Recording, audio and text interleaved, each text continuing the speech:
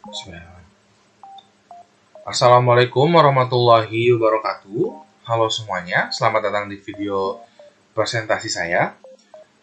Sebelumnya izin memperkenalkan diri terlebih dahulu. Nama saya Dio Alif Utama dari kelas B semester 6 di jurusan Sastra Inggris dengan NIM 1225030050. Di sini saya akan membahas topik pragmatik yang menurut saya cukup menarik, yaitu pelanggaran maxims atau bisa kita kenal dengan violation of maxims, dan juga implicature percakapan atau biasa kita kenal dengan conversational implicature di dalam film Hitchki tahun 2018 berdasarkan jurnal yang ditulis oleh Hendra Effendi dari Universitas Pendidikan Ganesha. Untuk jurnalnya sendiri, saya sudah ada di belakang saya ini. Kita coba kecilin dulu. Nah, kecilin dulu ya teman-teman. Nah, sip. Nah, jadi jurnalnya ini adalah berjudul The Violation of Maxims. Kita zoom dulu. The Violation of Maxims and the Conversational Implicature in the movie entitled Hitchki 2018, ditulis oleh Hendra Effendi.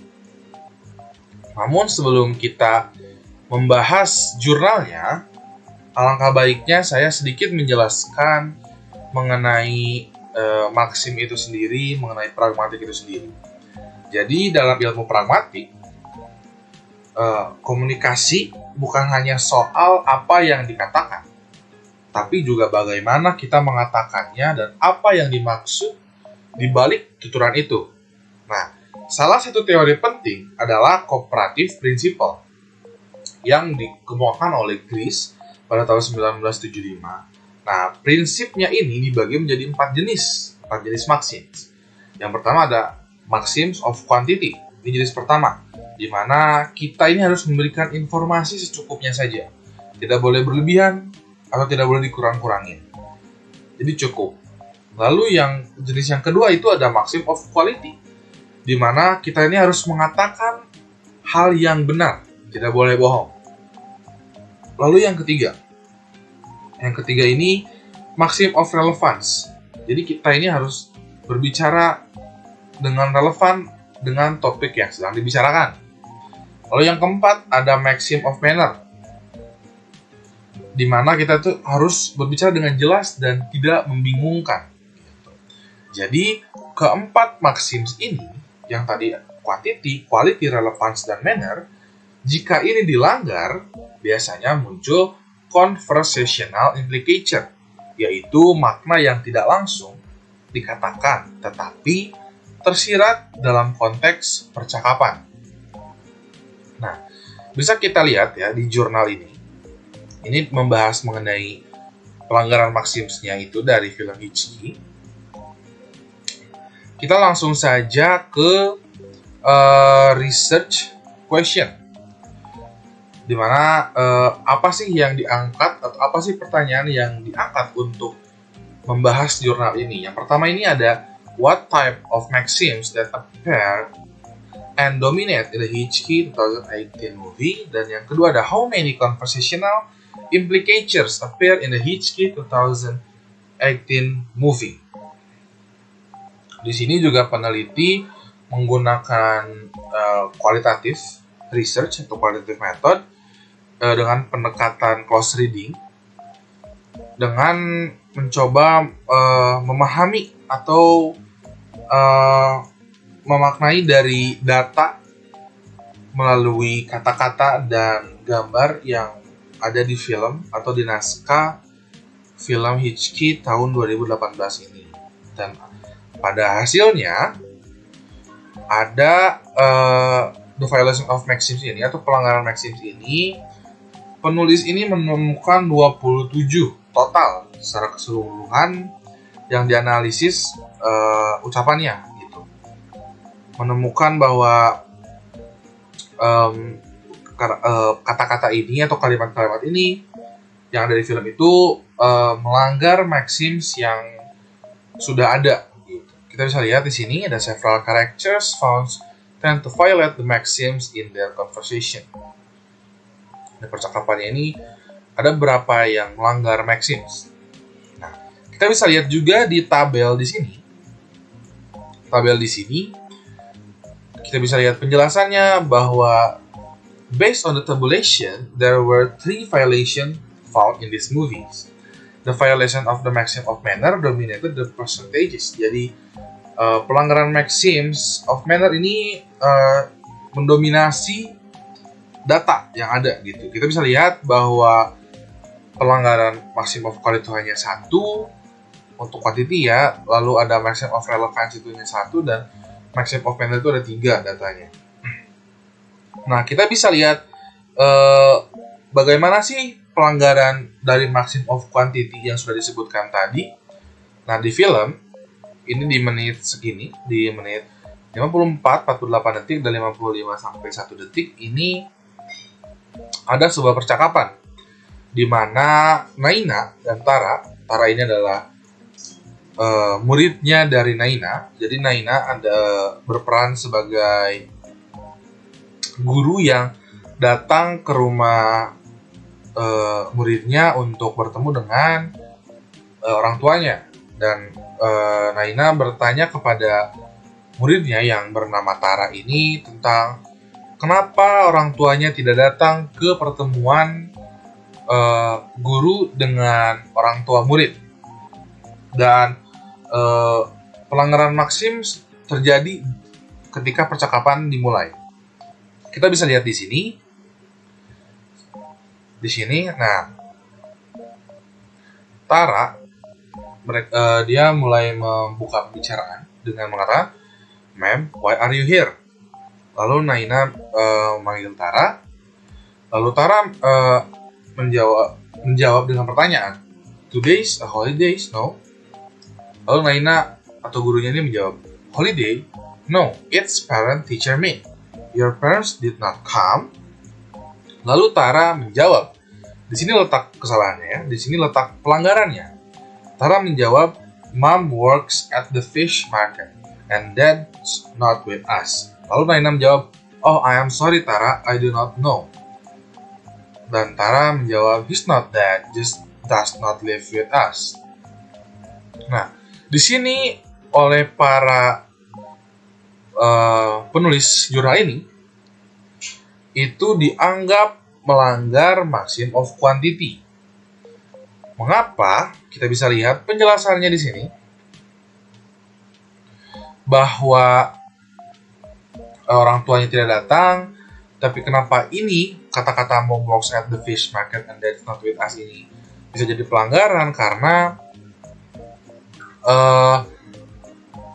Tara ini seharusnya bisa hanya dengan menjawab cukup gitu, hanya menjawab yes, no, tanpa harus menjelaskan bahwa ibunya kerja di pasar ikan, lalu bapaknya sudah nggak lagi sama dia, atau bisa mengindikasikan bahwa mereka bercerai dan pisah rumah gitu loh. Jadi memang tidak ada yang salah, namun ini melanggar maxim of quantity itu sendiri, bahwa di mana maxim of quantity adalah tidak harus dilebih-lebihkan. Jadi harus cukup ketika ditanya your parents did not come, jawabannya kan bisa kayak ya, tidak datang, atau yes, no man. Itu tidak melanggar maxim of quantity, tapi dia menjawab mom's work at the fish market and they're not with us. Itu dia memberikan informasi yang lebih dari yang dibutuhkan, sehingga itu melanggar maxim of quantity. Lalu kita lanjut ke maxims of relevance. Contohnya seperti apa? Nah, kita bisa lihat di sini ya, teman-teman. Di mana di sini terdapat Mr. Wadia dengan Naina. Nah, dalam film ada sebuah percakapan di sini. Kita bisa baca. Mr. Wadia berbicara, "Sir, has Miss Matcher shared her method teaching with you, asking to the principal. Today in playground, she began the class with X. When no to parabola math, then suddenly she shifted to physics and Newton class. Lalu Mr. Wadia juga melanjutkan, was it math class or physics or cooking class, Mr. Mercer? Lalu asking to the Naina or Mr. Major. Nah, Naina hanya menjawab, I'm so glad you are interested in my teaching method, Mr. Wadia. Lalu Naina menjawab, Sir, in the real world, life does not test up subject wise. Talking to the principal.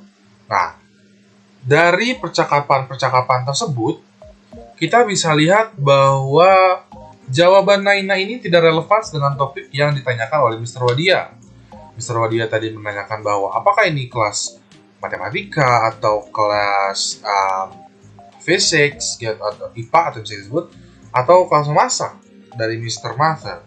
Tapi Naina hanya menjawab, I'm so glad you are interested in my teaching method, Mr. Wadia. Dia hanya menjawab kayak, aku senang kalau kamu cukup tertarik dengan cara mengajarku, Mr. Wadia. Itu tidak menjawab apa pertanyaan dari Mr. Wadia, sehingga ini dianggap melakukan pelanggaran dari maxim of relevance, di mana maxim relevance ini yaitu adalah kita harus relevance dengan topik yang dibicarakan. Namun di sini Naina tidak relevance dengan topik yang dibicarakan, seperti itu. Lalu kita lanjut ke contoh yang terakhir. Itu adalah the violation of maxims manner. Ini ada di menit sekian, bisa dilihat saja, saya blog. Nah, di percakapan ini ada 5 orang, Naina dan 4 teacher atau 4 guru yang sedang menginterview Naina. Jadi scene-nya itu tentang job interview conversation gitu.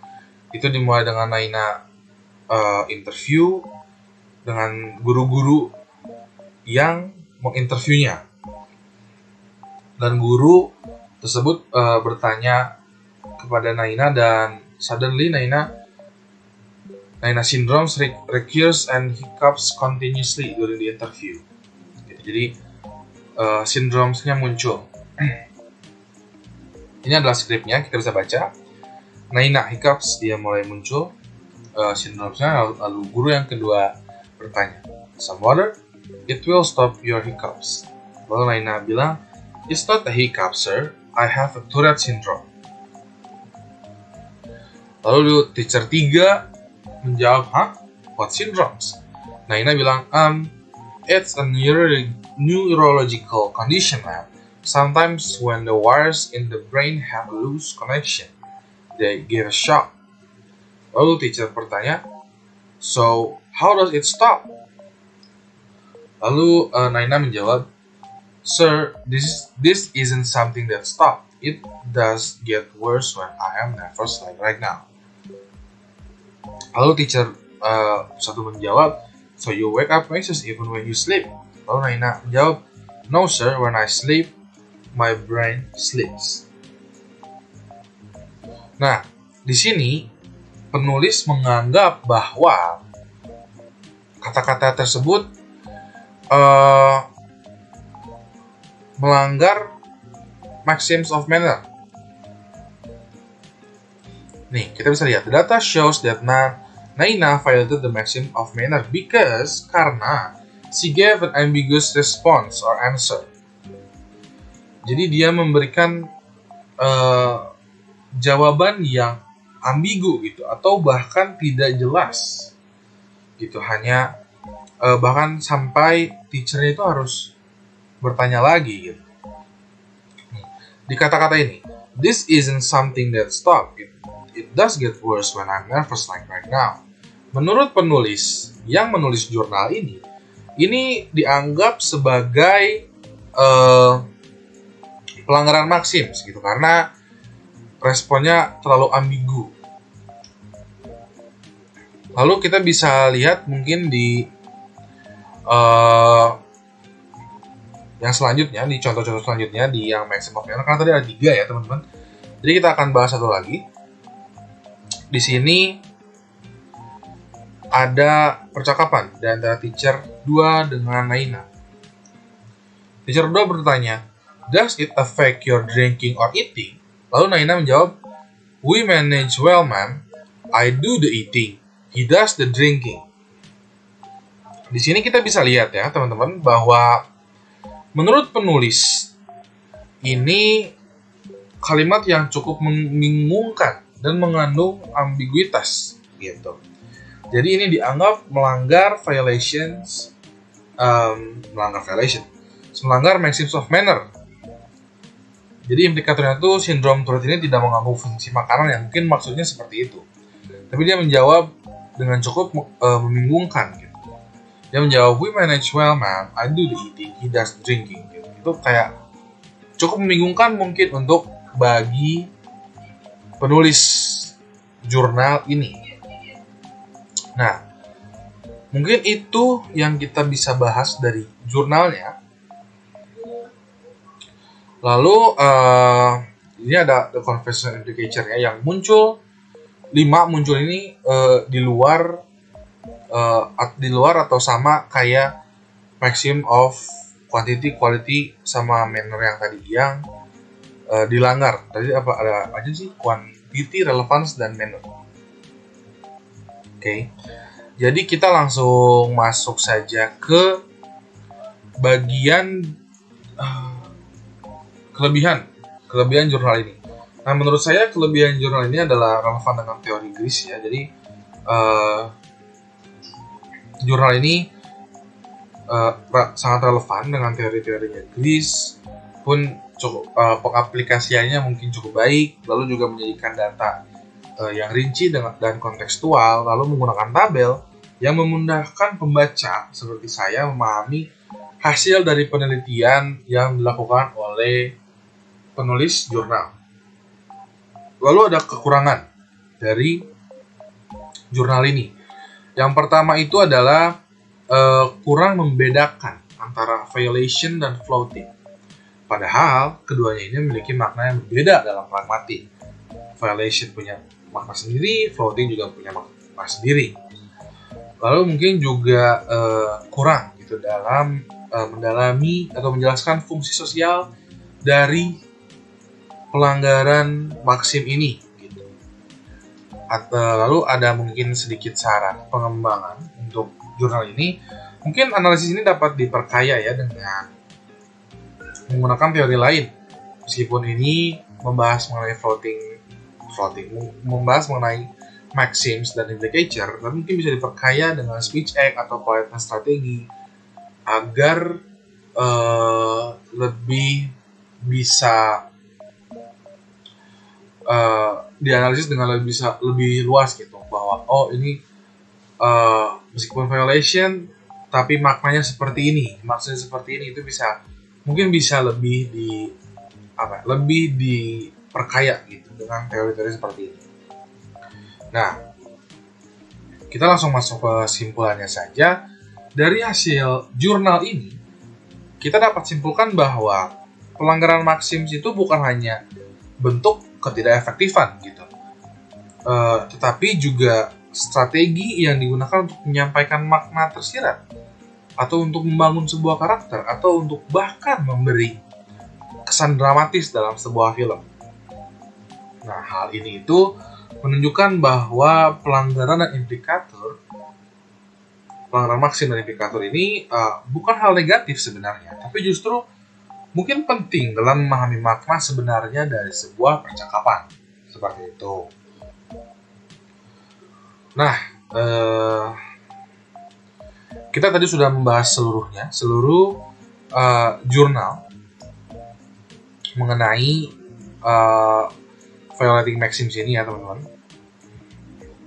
Jadi mungkin segitu saja. Mohon maaf, mungkin banyak kesalahan dalam saya presentasi atau mungkin banyak uh, filler word atau mungkin ada kata-kata yang menyinggung atau membingungkan penonton, saya mohon maaf.